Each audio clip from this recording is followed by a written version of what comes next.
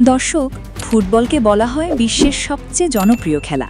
এখানে জয় পরাজয় নির্ধারণ হয় মাঠের লড়াইয়ে। কিন্তু কখনো কখনো ম্যাচ শেষ হওয়ার পরও বিতর্ক থামে না, বরং মাঠের বাইরের ঘটনাই হয়ে ওঠে সবচেয়ে বড় আলোচনার বিষয়। 2026 বিশ্বকাপেও ঠিক এমনই একটি বিতর্ক ঘিরে আলোচনায় এসেছে ইরান। বিশ্বকাপ থেকে তাদের বিদায়ের পর ফিফার বিরুদ্ধে পক্ষপাত, বৈষম্যমূলক আচরণ এবং আর্থিক ক্ষতির অভিযোগ তুলে যুক্তরাষ্ট্রের আদালতে একটি মামলা দায়ের করা হয়েছে বলে বিভিন্ন গণমাধ্যমে খবর প্রকাশিত হয়েছে। মামলাটি করেছেন ইরানি বংশোদ্ভূত আইনজীবী Lutfullah কাভে আফরাজিয়াবি।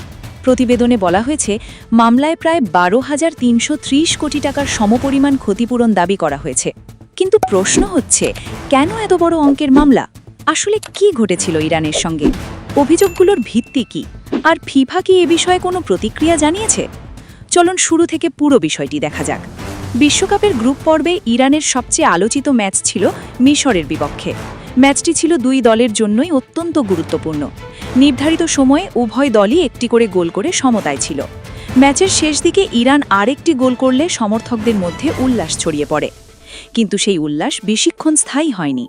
Referee video assistant referee বা ভিএআর এর সহায়তা নিয়ে গোলটি বাতিল করেন। ম্যাচের সিদ্ধান্ত বদলে যাওয়ার পর ম্যাচের ফল আর পরিবর্তন হয়নি।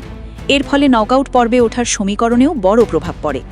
ইরানের অনেক সমর্থক ও কিছু বিশ্লেষক দাবি করেন, গোল বাতিলের সিদ্ধান্তটি ছিল অন্যায্য।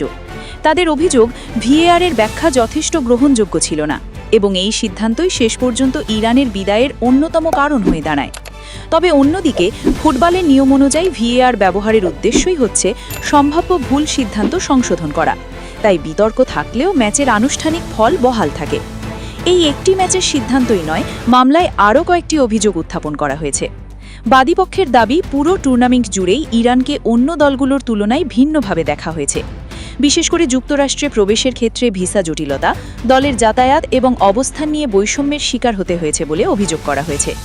মামলার নথিতে দাবি করা হয়েছে, অন্য অনেক দল স্বাভাবিকভাবেই যুক্তরাষ্ট্রে নিজেদের বেস ক্যাম্প স্থাপন করতে পারলেও ইরানকে সেই সুযোগ দেওয়া হয়নি। এর পরিবর্তে তাদের মেক্সিকোর তিজুয়ানায় অবস্থান করতে হয় এবং প্রতিটি ম্যাচের আগে যুক্তরাষ্ট্রে এসে আবার ফিরে যেতে হয়। বাদীপক্ষের ভাষ্য অনুযায়ী এই দীর্ঘ যাতায়াত খেলোয়াড়দের বিশ্রাম, অনুশীলন এবং মানসিক প্রস্তুতিতে নেতিবাচক প্রভাব ফেলেছিল। এছাড়া কিছু ইরানি সমর্থকের অভিযোগ, গ্যালারিতে ইরানের কিছু জাতীয় প্রতীক ও ঐতিহ্যবাহী সামগ্রী প্রদর্শনের ক্ষেত্রেও অতিরিক্ত বিধিনিষেধ আরোপ করা হয়েছিল। তবে এসব অভিযোগের সবগুলো স্বাধীনভাবে নিশ্চিত হয়নি। মামলায় আরও বলা হয়েছে, এসব ঘটনার সম্মিলিত প্রভাব ইরানের ক্রীড়া পারফরমেন্সের ওপর নেতিবাচক প্রভাব ফেলেছে এবং আন্তর্জাতিক ক্রীড়া সংস্থা হিসেবে ফিফা সব দলের জন্য সমান পরিবেশ নিশ্চিত করতে ব্যর্থ হয়েছে। এই কারণেই বাদীপক্ষ ক্ষতিপূরণ দাবি করেছে এবং আদালতের মাধ্যমে বিষয়টির বিচার চেয়েছে। তবে এখানে একটি বিষয় মনে রাখা জরুরি, ফিফা এখনও পর্যন্ত প্রকাশ্যে এসব অভিযোগ স্বীকার করেনি। সংস্থাটি যদি আদালতে আনুষ্ঠানিক জবাব দেয়, তাহলে তারা নিজেদের অবস্থান তুলে ধরবে। আদালত উভয় পক্ষের যুক্তি, প্রমাণ এবং আইনি ব্যাখ্যা পর্যালোচনা করেই পরবর্তী সিদ্ধান্ত নেবে। ফুটবল ইতিহাসের রেফারিং নিয়ে বিতর্ক নতুন নয়। বিশ্বকাপের ইতিহাসে বহু ম্যাচেই ভিএআর কিংবা রেফারির সিদ্ধান্ত নিয়ে প্রশ্ন উঠেছে। কখনো একটি সিদ্ধান্ত একটি দেশের কোটি সমর্থকের কাছে অন্যায় মনে হয়েছে, আবার অন্য পক্ষ সেটিকে নিয়ম অনুযায়ী সঠিক বলেছে। কিন্তু কোনো বিতর্ক আদালত পর্যন্ত গড়ালে সেটি স্বাভাবিকভাবেই নতুন মাত্রা পায়।